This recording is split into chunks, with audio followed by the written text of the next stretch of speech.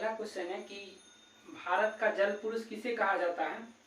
भारत का जल पुरुष राजेंद्र सिंह। सही है, भारत का जल पुरुष राजेंद्र सिंह को कहा जाता है। बताइएगा तो गांधी जी द्वारा व्यक्तिगत सत्याग्रह आंदोलन जो है ये कब शुरू किया गया था? ये शुरू किया 17 अक्टूबर 1940 को। सही है, 17 अक्टूबर 1940 को शुरू किया गया था। और इसके जो पहले सत्याग्रही थे ये आपको विनोबा भावे हो जाएगा, दूसरा जवाहरलाल नेहरू हो जाएंगे और तीसरे सत्याग्रही आपको ब्रह्मादत्त हो जाएंगे। अगला क्वेश्चन है, बताएगा तो सिखों के जो धार्मिक ग्रंथ हैं ये आदि ग्रंथ, इसका रचना किसके द्वारा किया गया है? पांचवें गुरु अर्जुन देव के। ठीक है, सिखों के जो पांचवें गुरु हैं अर्जुन देव, उनके द्वारा ये आदि ग्रंथ का रचना किया गया है। बताएगा तो ये राजकुमार खुसरो की सहायता करने के कारण गुरु अर्जुन देव को किसके द्वारा मरवा दिया गया था? जहांगीर के द्वारा। ठीक है, जहांगीर के द्वारा मरवा दिया गया था गुरु अर्जुन देव को। बताएगा तो ये सिखों के जो 10 गुरु हुए थे उनका नाम सुन लीजिएगा एक बार क्रम से। जैसे सिखों के जो पहले गुरु थे उनका नाम था गुरु नानक। सिखों के जो दूसरे गुरु थे उनका नाम आपको हो जाएगा गुरु अंगद हो जाएगा। सिखों के तीसरे गुरु हो जाएगा आपका गुरु अमरदास हो जाएगा। ठीक है, सिखों के चौथे गुरु हो जाएगा गुरु रामदास हो जाएगा। पहले अ आता है फिर र, मतलब तो पहले तीसरे हो जाएंगे अमरदास और चौथा हो जाएगा रामदास हो जाएगा। सिखों के जो पांचवें गुरु थे वो अर्जुन देव थे। और सिखों के छठे गुरु की बात करें तो सिखों के जो छठे गुरु हो जाएंगे वो गुरु हरगोविंद हो जाएंगे। सिखों के छठे गुरु हरगोविंद, ठीक है ना। सिखों के अगर सातवें गुरु की बात करें तो सातवां गुरु हो जाएगा आपका हर राय हो जाएगा। सिखों के आठवें गुरु हो जाएंगे आपको हर किशन। नौवें गुरु हो जाएंगे तेग बहादुर और 10वें गुरु हो जाएगा गुरु गोविंद सिंह। जैसे देखिए सिखों के जो 6वें गुरु है हर गोविंद है और 10वें गुरु है गुरु गोविंद सिंह, दोनों का नाम सेम है, इसका ध्यान रखिएगा।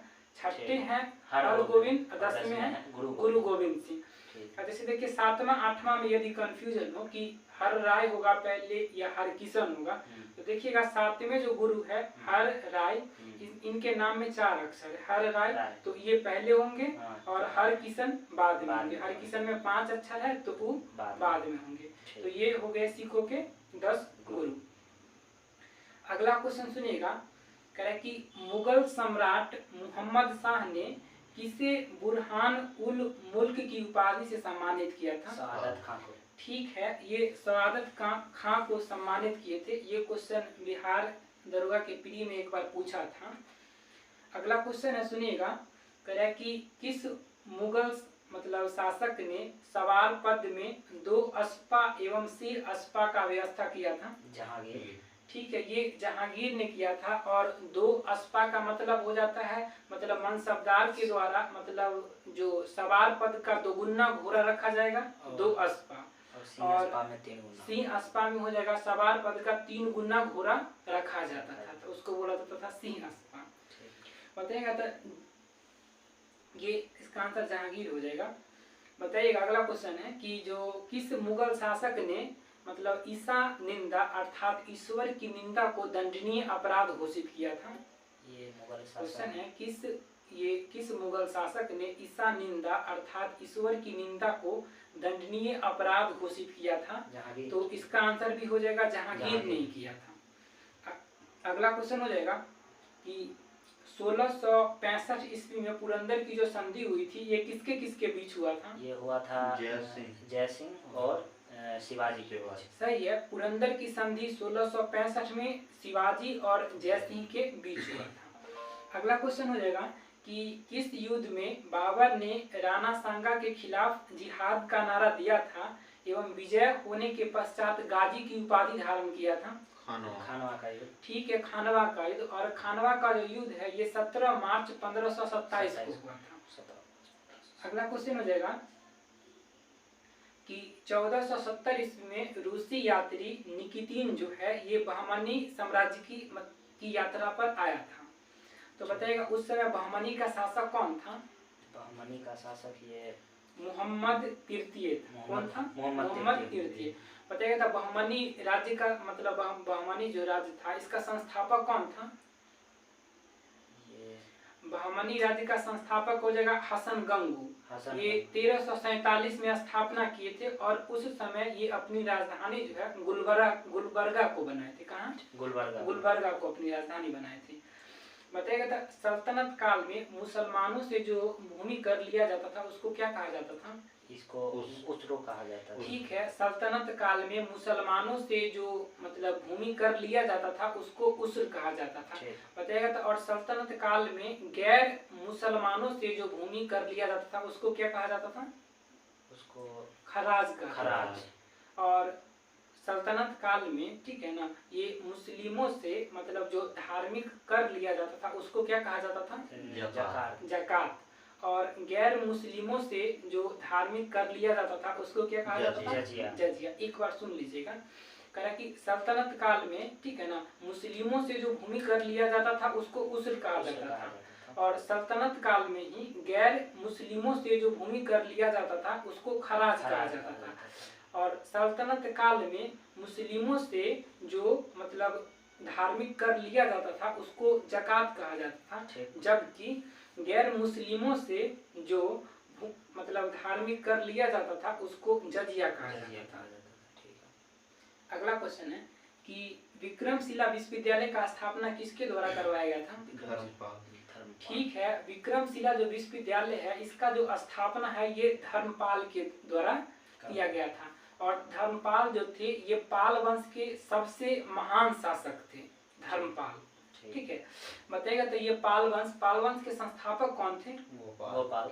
ठीक है, पाल वंश के जो संस्थापक हो जाएंगे आपका गोपाल हो जाएंगे। पाल वंश की राजधानी कहाँ थी? मुंगेर थी। बताएगा तो और पाल वंश के जो संस्थापक गोपाल जो थे ये एक विश्वविद्यालय का स्थापना किए थे, उसका नाम बताइएगा। ये और से नाम है, इसका नाम हो जाएगा। ठीक है, ये पाल वंश के जो संस्थापक हुए गोपाल, इन्होंने उदंतपुरी विश्वविद्यालय का स्थापना करवाए थे, जबकि धर्मपाल जो थे विक्रमशिला विश्वविद्यालय का स्थापना किए थे। बताइएगा तो हर्षचरित में ये प्रांतीय शासक के लिए किस शब्द का प्रयोग किया गया है? लोकपाल। ठीक है, हर्षचरित में प्रांतीय शासक के लिए ये लोकपाल शब्द का प्रयोग किया गया है। बताइएगा तो और हर्षचरित और कादम्बरी के जो लेखक है ये बाण भट्ट है। ठीक है ना, हर्षचरित और कादम्बरी के जो लेखक हैं बाण भट्ट है। अगला क्वेश्चन हो जाएगा, बताइएगा तो मेकाल पठार जो है ये छत्तीसगढ़ में है, इसका बताइएगा सर्वोच्च चोटी कौन सी है? अमरकंटक। ठीक है, ये मेकाल पठार छत्तीसगढ़ में है और इसकी जो सर्वोच्च चोटी है वो अमरकंटक है। बताइएगा तो अमरकंटक की उत्तर से कौन सी नदी निकलती है? उत्तर से महानदी, सोन नदी। ठीक है, सुन लीजिएगा, ये अमरकंटक के उत्तर से आपको सोन नदी निकलती है, दक्षिण से महानदी निकलती है और जबकि पश्चिम से नर्मदा नदी निकलती है। अगला क्वेश्चन सुनिएगा, मालदीव और मिनिकॉय के बीच कौन सा चैनल है? 8 डिग्री। ठीक है, मालदीव और मिनिकॉय के बीच आपका 8 डिग्री चैनल है। बताइएगा तो लक्षद्वीप और मिनिकॉय के बीच कौन सा चैनल है? 9 डिग्री चैनल। ठीक है, लक्षद्वीप और मिनिकॉय के बीच आपका 9 डिग्री चैनल है। बताइएगा तो छोटा अंडमान और कार निकोबार के मध्य कौन सा चैनल है? 10 डिग्री चैनल। 10 डिग्री चैनल है, सही है। बताइएगा तो ये प्राणहिता और इंद्रावती जो है ये किसकी सहायक नदी है? प्राणहिता और इंद्रावती ये गोदावरी की सहायक नदी। ठीक है, ये प्राणहिता और इंद्रावती जो है गोदावरी की सहायक नदी है। गोदावरी की और भी कुछ प्रमुख सहायक नदी है, सुन लीजिएगा। जैसे आपको हो जाएगा ये पेनगंगा हो गया, वेनगंगा हो गया, प्राणहिता हो गया, इंद्रावती हो गया, ये सब गोदावरी की ही सहायक नदी है। और गोदावरी नदी जो है ये दक्षिण भारत की सबसे लंबी नदी है। ठीक है ना, यही कारण है कि इसको दक्षिण गंगा या वृद्ध गंगा कहा जाता है, मतलब चूंकि ये लंबाई में सबसे ज्यादा है इसलिए।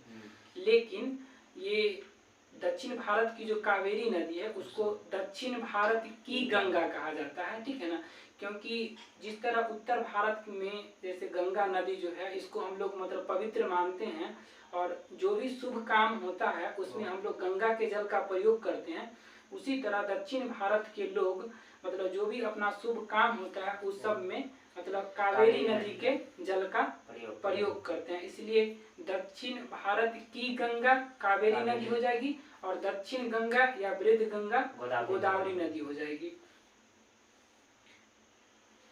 ठीक है, बताइए तो गोदावरी नदी निकलती कहाँ से है? गोदावरी नदी ये त्र्यंबकम पहाड़ी से ठीक निकलती है, महाराष्ट्र के नासिक जिले के त्र्यंबकम पहाड़ी से ये गोदावरी नदी निकलती है। इसकी लंबाई कितनी हो जाएगी? 1465 किलोमीटर। ठीक है, गोदावरी नदी की लंबाई आपको 1465 किलोमीटर हो जाएगा। बताइएगा तो उत्तरी भारत के मैदानी भागों में शीत ऋतु में जो वर्षा होती है उसको क्या कहते हैं? शीत ऋतु मतलब किस कारण से होती है? पश्चिमी विक्षोभ के कारण। सही है, उत्तरी भारत के मैदानी भागों में शीत ऋतु में जो वर्षा होती है वो पश्चिमी विक्षोभ या जेट स्ट्रीम के कारण होता है। बताइए इस वर्षा को राजस्थान में क्या कहते हैं? इस वर्षा को राजस्थान में मावट कहते हैं। क्या कहते हैं? मावट कहते हैं। बताइएगा तो जाड़े के दिनों में जैसे जनवरी फरवरी के महीनों में तमिलनाडु के तटों पर जो वर्षा होती है वो किस कारण से होती है? ये लौटता मानसून या उत्तर पूर्वी मानसून के। ठीक है, लौटती हुई मानसून या उत्तर पूर्वी मानसून के कारण होता है। बताइएगा तो जोग या गरसोप्पा जो जलप्रपात है ये किस नदी पर है? शरावती नदी पर है। शरावती नदी पर है। और ये किस राज्य में है? कर्नाटक। ठीक है, कर्नाटक राज्य में है और 255 मीटर ऊंचा है। बताइएगा तो अखिल भारतीय खादी एवं ग्रामोद्योग बोर्ड का जो स्थापना है ये कब हुआ था? 1954। सही है, अखिल भारतीय खादी एवं ग्रामोद्योग बोर्ड का जो स्थापना है ये 1954 में हुआ है। बताइएगा तो अगला क्वेश्चन है, भारतीय रेलवे ने विविध संस्कृति के लोगों को एक साथ लाकर भारत के स्वतंत्रता संग्राम में योगदान दिया है। यह कथन किसका है? सही है, महात्मा गांधी का हो जाएगा। ये कथन महात्मा गांधी कहे थे। बताइएगा तो पूर्व का स्कॉटलैंड किस राज्य को कहा जाता है? मेघालय। सही है, पूर्व का जो स्कॉटलैंड है ये मेघालय राज्य को कहा जाता है। बताइएगा तो किस राज्य की स्थानांतरित कृषि को डाहिया या वेबर कहा जाता है? मध्य प्रदेश। ठीक है, ये मध्य प्रदेश हो जाएगा। कल पढ़े थे कि मतलब पोड्डू या पेड्डा जो था स्थानांतरित कृषि वो किस राज्य में होता था? आंध्र प्रदेश। ठीक है, पोड्डू या पेड्डा आंध्र प्रदेश का स्थानांतरित कृषि था, जबकि डाहिया और वेबर मध्य प्रदेश का हो जाएगा। बताइएगा तो दशकीय जनगणना की जो शुरुआत है 1790 ईस्वी में किस देश के द्वारा किया गया था? अमेरिका। ठीक है, अमेरिका हो जाएगा। अगला क्वेश्चन है कि केंद्र में जो द्विसदनात्मक विधायिका है इसकी स्थापना किसके मतलब कौन से अधिनियम के द्वारा किया गया था? 1919।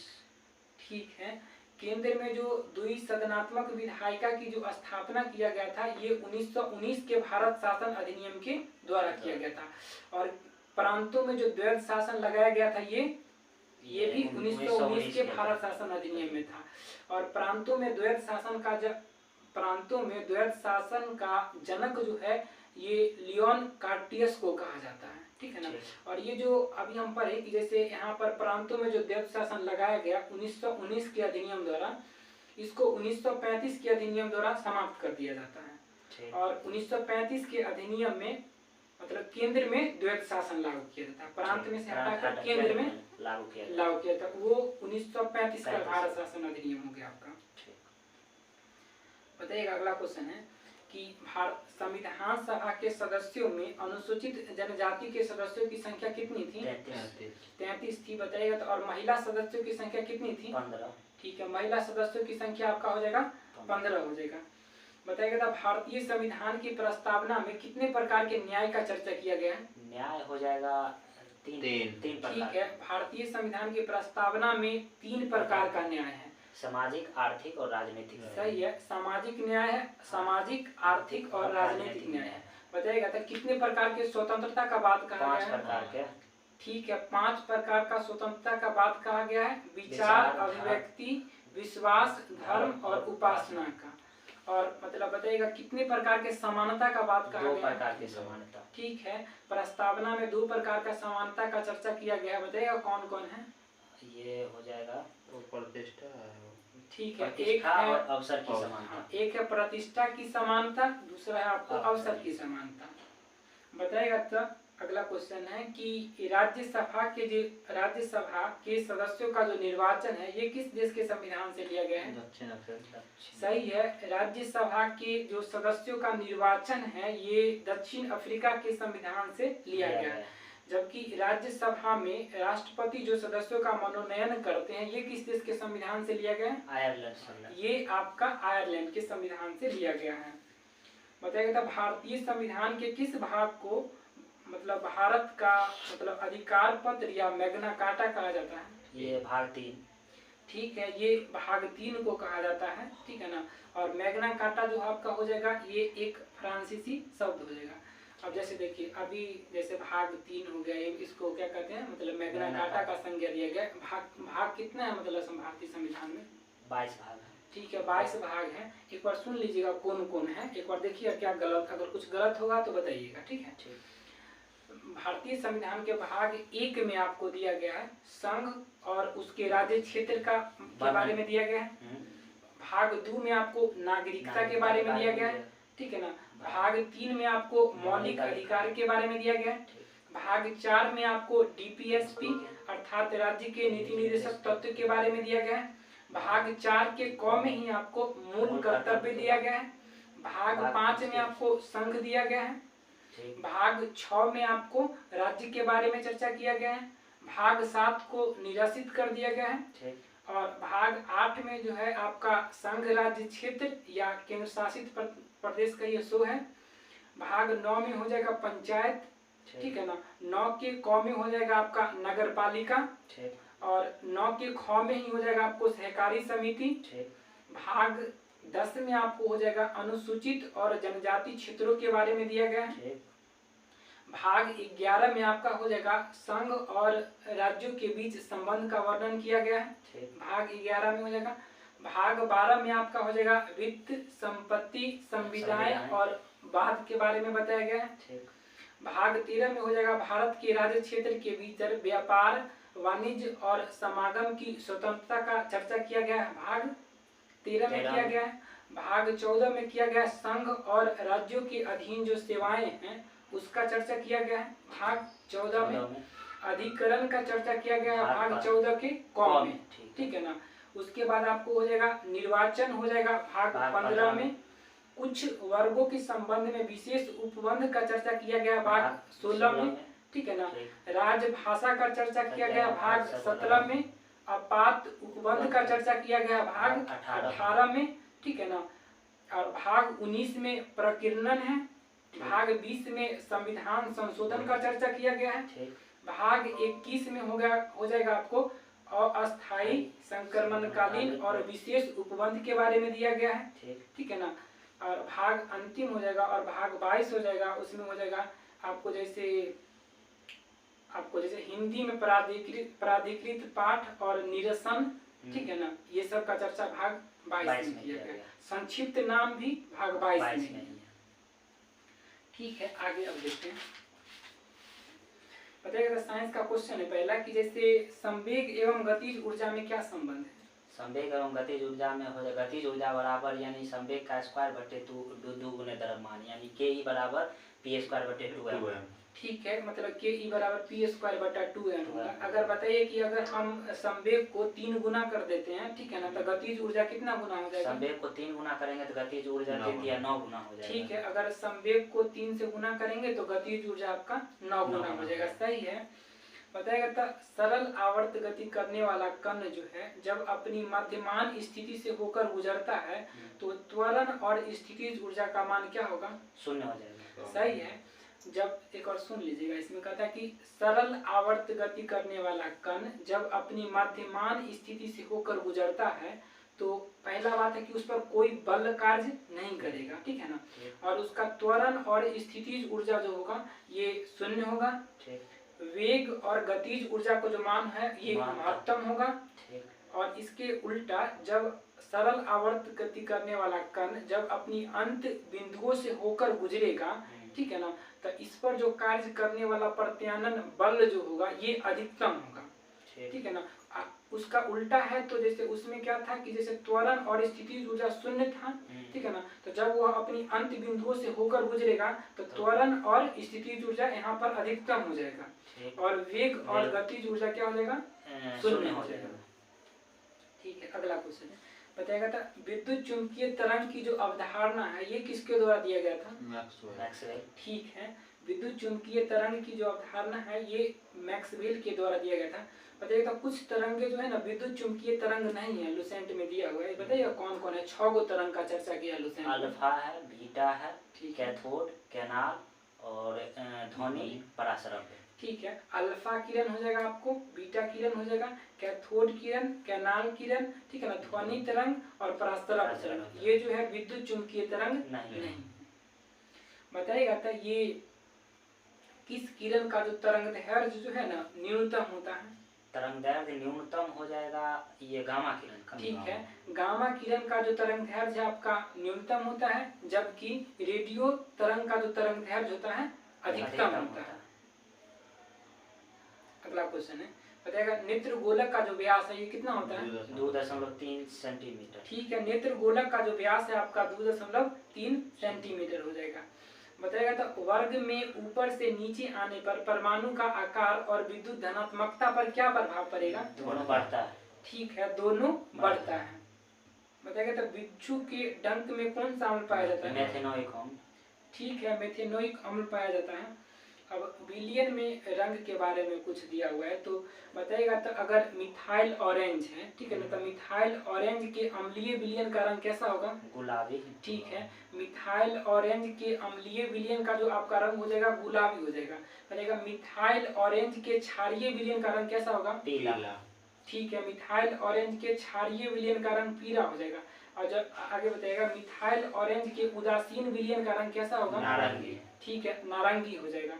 आगे बताइएगा अगर लिटमस की हम बात करें तो इसमें अम्लीय विलयन का रंग कैसा होगा, लाल, क्षारीय विलयन नीला, ठीक है, और उदासीन विलयन बैगनी, उदासीन में बैगनी हो जाएगा, सही है।